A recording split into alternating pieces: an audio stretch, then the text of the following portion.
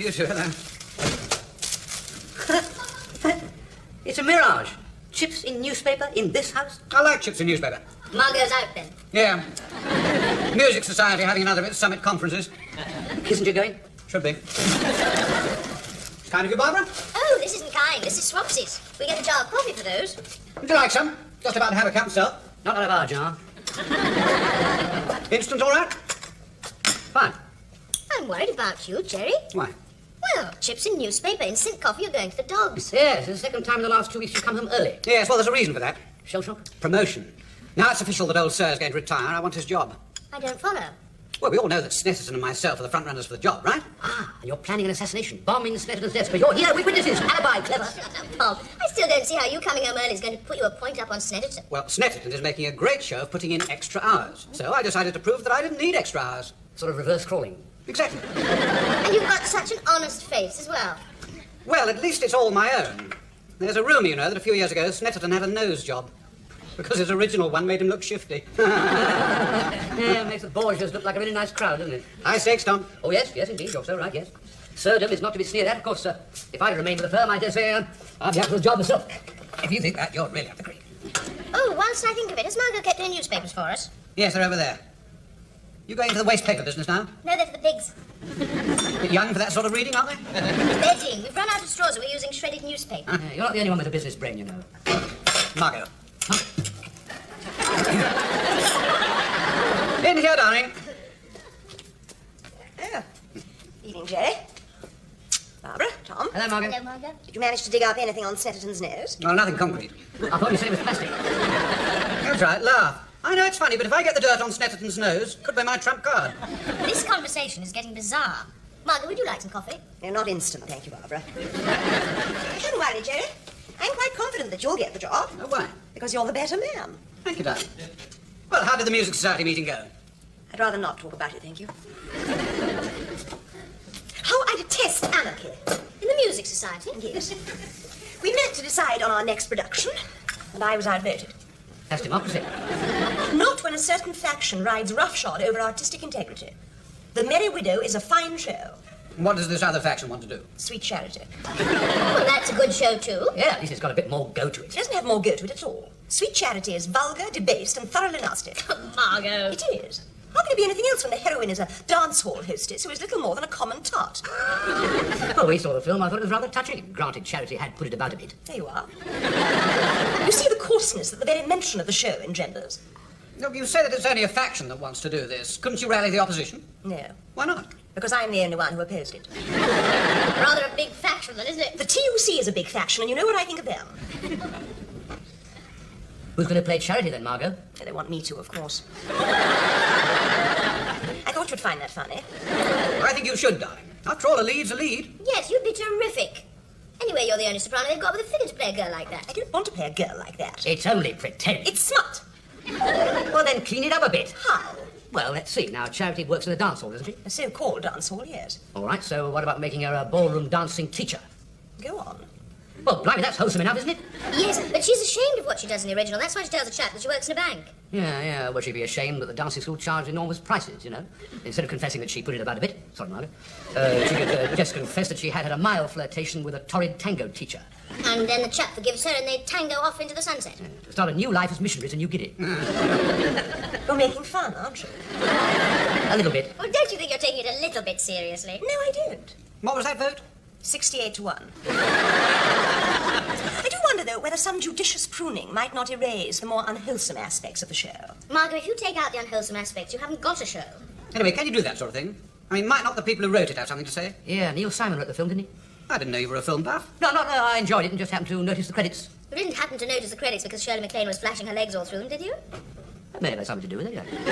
I'm a leg man myself. I remember Sid Cherries. I'm going to start dinner now. Yes, Margaret. Yes, we've got the pigs to clean out. Come on, leg fancier. All right. You could play Sweet Charity, you know. You've got the wiggle for it. Might have to if Margot won't. Well, you can see her problem, can't you? What would the neighbours say? What would Mrs. Weaver say? Not much, she's left. Has she? That was quick. When? About 2 weeks ago. Oh, I thought she was going to be quiet. Then don't be disgusting.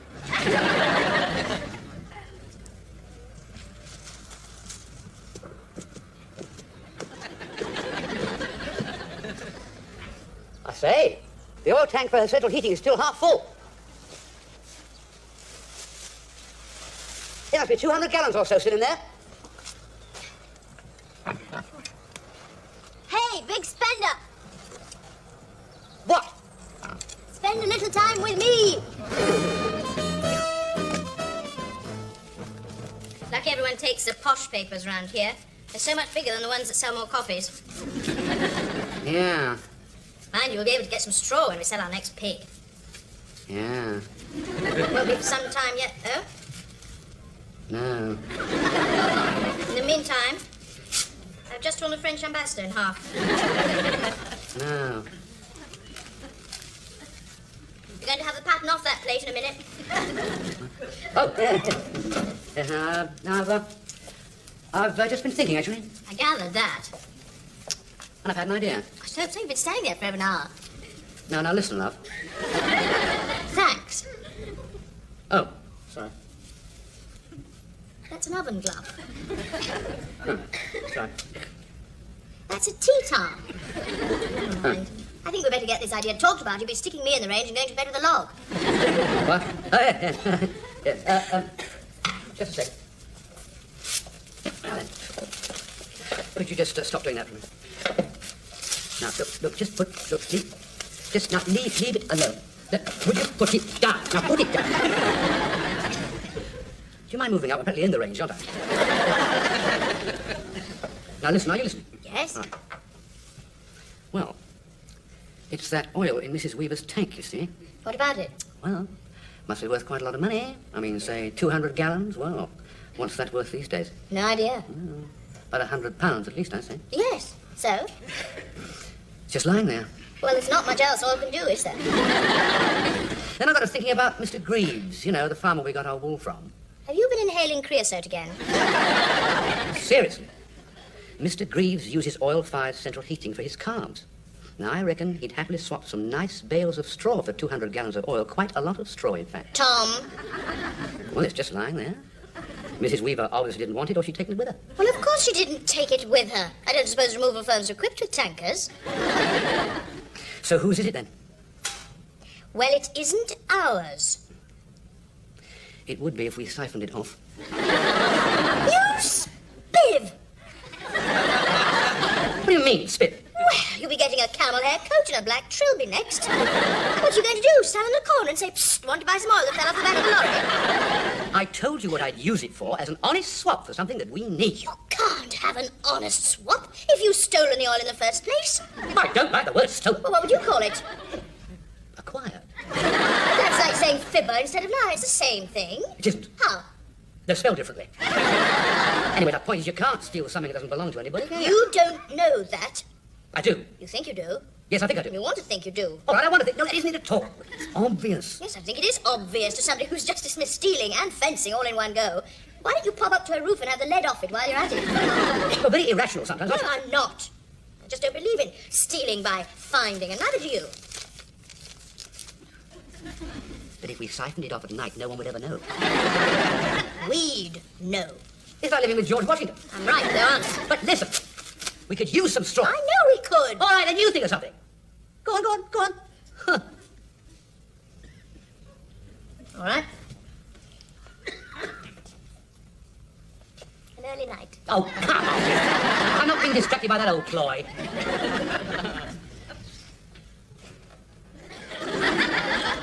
Mind you, I do have to get up early tomorrow. Oh! Thank you very much.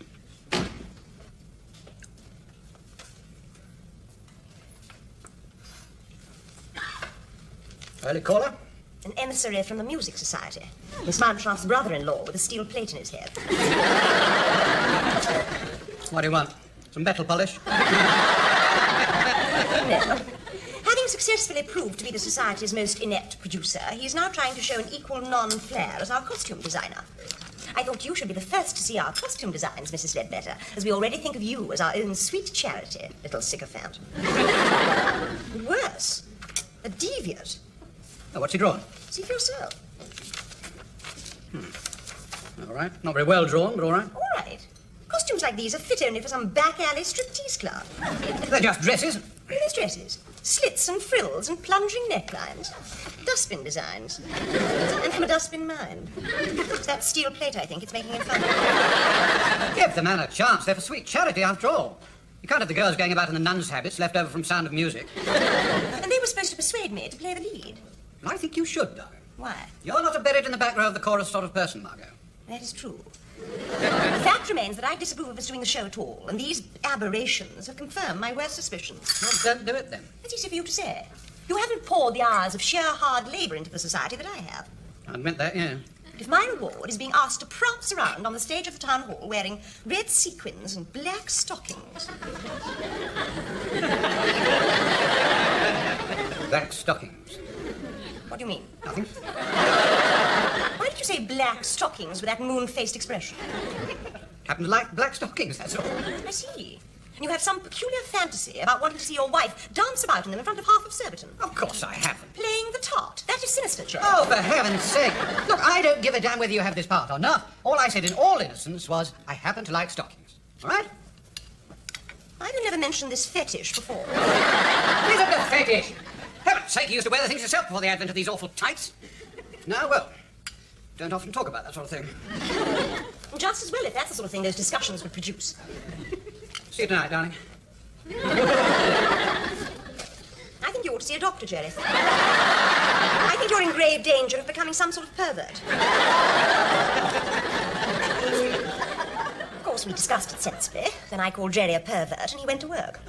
I don't blame him. Well, perhaps the word was excessive, Barbara, but I was shocked. Why? Well, I mean... What? What do you mean? Well, isn't it obvious? No, it isn't. All you've told me so far is that Jerry likes stockings. Well, that's no news. Most men do. How do you know? Oh, no, we all know. I mean, we took to tights because they're more comfortable, they're more practical, but we all know that blokes think stockings sexier. Well, we're the ones who have to wear them. Well, they'd look pretty silly in them, wouldn't they? Honestly, I don't know what you're in such a state about. You're not going to tell me that you've never worn something just because Jerry fancies you in it? Yes. No. I may have. Good. But stockings, they have overtones. Rubbish! I mean, I could understand it if he wanted you to wear a diver's helmet or a suit of armour or something. But anyway, Margot, you're missing the point. Surely if your husband fancies you in something, that's nice. That's a compliment. I mean, Tom. Yes. Never mind. I think if you take my advice, what you will do next time you go shopping is buy a pair of black stockings. I'm beginning to think the world has gone mad. Well, you did ask me. I know, but what if Jerry... Now, Margot, I have said my piece for what it's worth. Now, there's an awful lot of things to do. If you don't mind, I've got to put something on for Tom. What? Nettles. I'm making some more dye. So if you don't mind... Oh, yes, of course. Have a think. Yes. Oh, hello, Margot. You look nice. You've got one-track minds.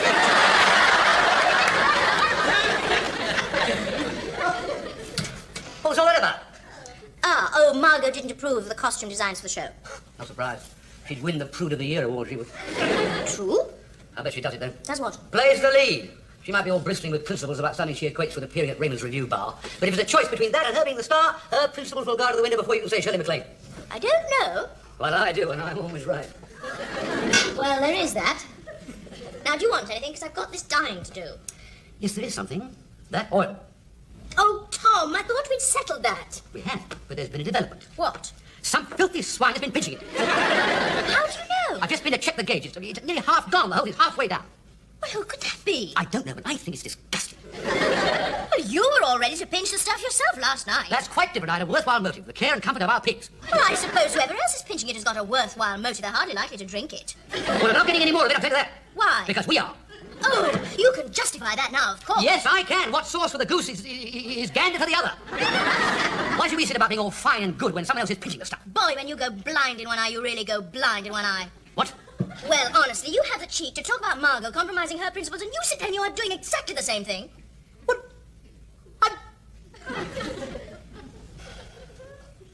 You certainly know how to hit me with a belt, don't you? Only when you're wrong. Which isn't very often. You little rat. It's a shame, though. Could have used that straw. I know. And if that oil doesn't actually have an owner, I mean, it's not included in the price of the house. The devil is at your elbow, my child. Only we could be sure.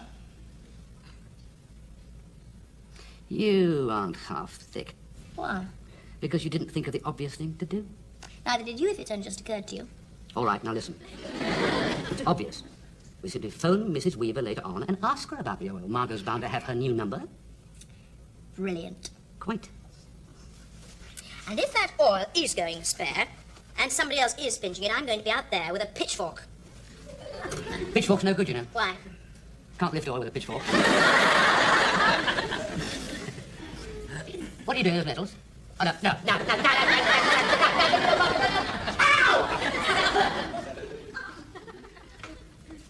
You hadn't been waiting long, had you? Just been out doing a little shopping. Now, the thing is, Margot, may we use your telephone? Yes, of course. And have you got Mrs. Weaver's new number? Yes, I have.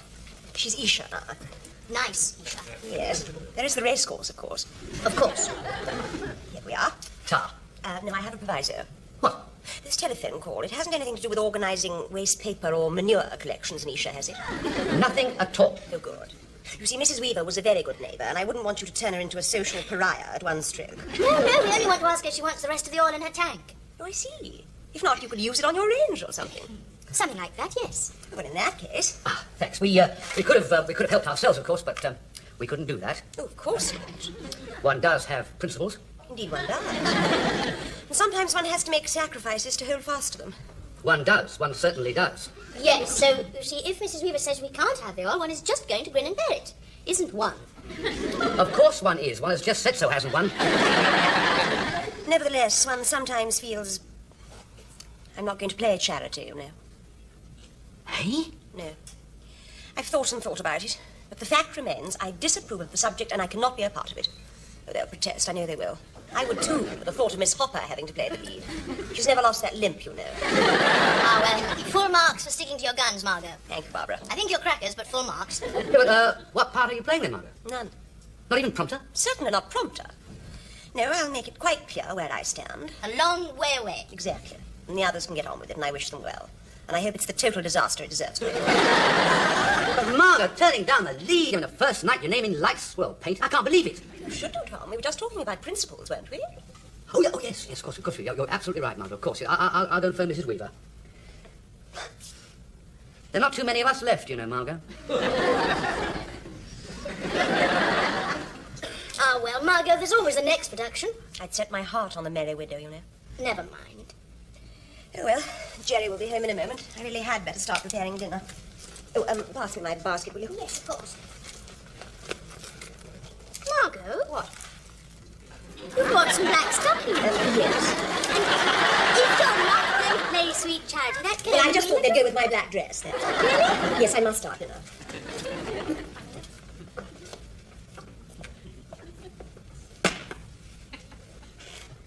Good old Mrs. Weaver. What a nice woman. Good old wealthy Mrs. Weaver. She said yes. Yes, it's not on the price of the house, and she doesn't want it. To stop our piece getting covered in newsprint. When should we siphon it off? First thing tomorrow morning. What if that chap comes back, the one without the principles?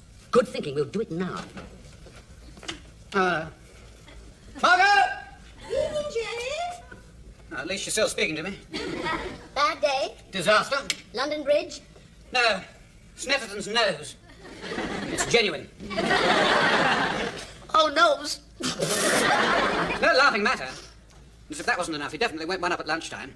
I thought I'd score, you see, by ordering a rather decent bottle of claret. Sir likes claret. Good move. That's what I thought. And then that swine Snetterton would drink nothing but mineral water, because he likes to keep his head clear for the afternoon. This campaign is getting dirty. It'll get dirtier. I'll see to that. Anyone else in a sorrow-drowning mood? No, thanks, Jerry. We've got work to do. See you later. Never mind, Jerry. I have a feeling that the evening is definitely going to get better as it goes on. Why? Oh, well, never mind. I just have.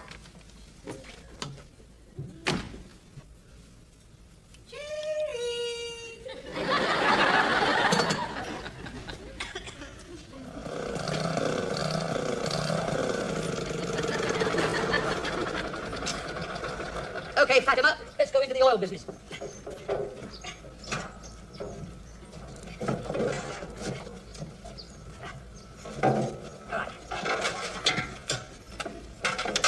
Tube. Tube.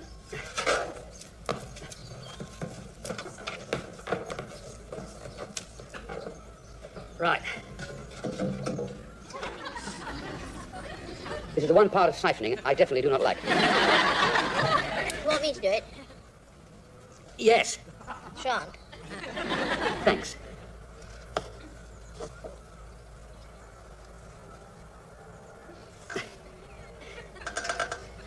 Nothing's happening. Suck harder. I have. Wait a minute. The tank's empty. Somebody's had it. How? We've been here all day. Well, oil doesn't just walk away by itself, does it? Take the tube, the other way. You've got to take it. Wait. Right.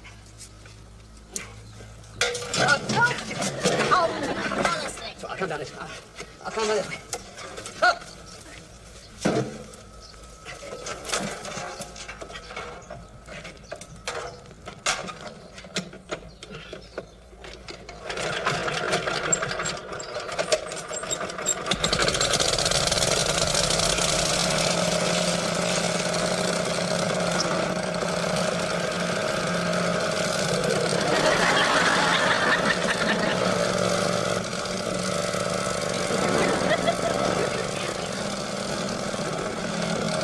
Now what's the matter?